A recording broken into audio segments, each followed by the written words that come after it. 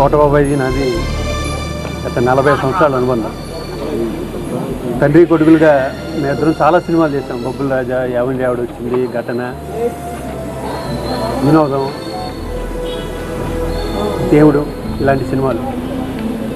ఒక సీన్ ఇచ్చి ఇంప్రవైజ్ చేయాలంటే సీన్లో విషయం లేకపోయినా కూడా అతను ఎంత బాగా ఇంప్రవైజ్ చేస్తారు, సీన్ పనిచేస్తాడంటే అలాంటి నటులు వేల మీద ఎక్కువ తెలుగు. కోటబాబా దగ్గర నుంచి నాలాంటి ఆర్టిస్టులు చాలా నేర్చుకున్నాం.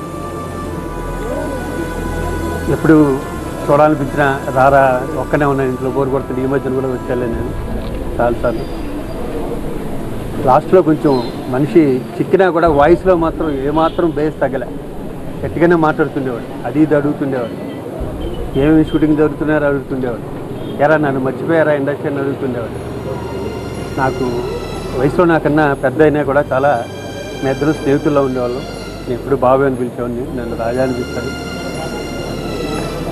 అతను లేని లోటు తీర్చలేనిది. ఎక్కడ అతను చల్లగా ఉండాలని దేవుని సార్.